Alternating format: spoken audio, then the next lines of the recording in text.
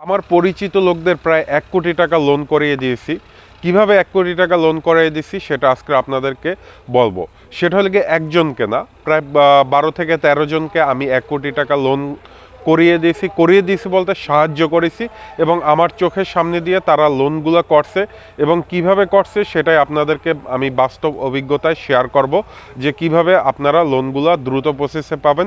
এবং প্রত্যেকেই আমার পরিচিত যারা লোন নিয়েছে প্রত্যেকেই দেখা গেছে যে আপনার ২ সপ্তাহ বা ৩ সপ্তাহের ভিতরেই তাদের লোনগুলো পাস হয়ে গেছে। এবং যে কটা লোন নিয়েছি সবগুলোই হলে গিয়ে বেসরকারি ব্যাংক থেকে।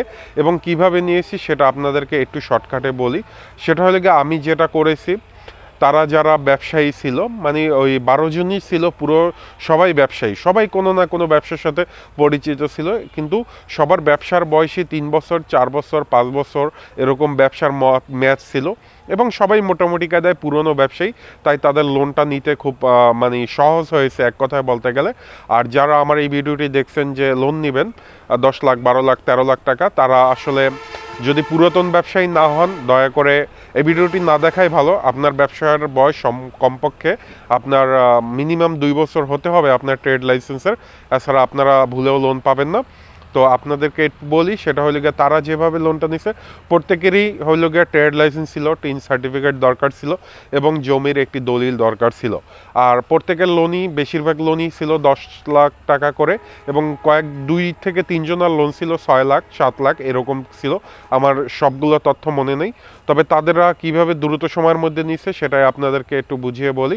সেটা হলে গিয়ে তারা যেটা করছে, তাদের যে ট্রেড লাইসেন্সের ফটোকপি ছিল, যেহেতু পুরনো ব্যবসায়ী, আর এই ভিডিওটি শুধুমাত্র ব্যবসায়ীদের ক্ষেত্রেই লোনটা প্রযোজ্য, আর আমি যেটা সবাইকে সাহায্য করছি সবাই ব্যবসায়ী ছিল, এই জন্য তারা দ্রুত সময়ের মধ্যে লোনটা পেয়েছে।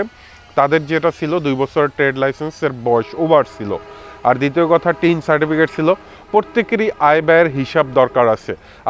আপনারা অনেকেই লোন নিতে যান বা ব্যাংকে যেয়ে ঘুরে আসেন যে ভাই দেয় না, তারা করে মানে জুতা শেষ। এটা হওয়ার মূল কারণ হলে গিয়ে আপনার যে কাগজপাতিগুলো থাকে বা ব্যাংকের যে ডিমান্ডগুলো থাকে, সেই ডিমান্ডগুলো অনেকেই পূরণ করতে পারি না।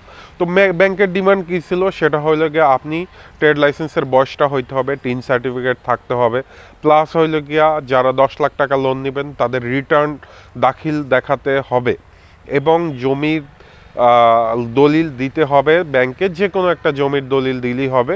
তাছাড়া যেটা লাগবে, আপনার যে আয় ব্যয়ের হিসাবটা, দেখা গেল আপনি ১০ লাখ টাকা লোন নেবেন, সেক্ষেত্রে আপনার দোকানে কমপক্ষে ১৫ থেকে ২০ লক্ষ টাকার মাল যে আছে সেটার প্রমাণ হিসাবে আপনাকে দোকানের মেমোগুলো তাদেরকে দেখাতে হবে।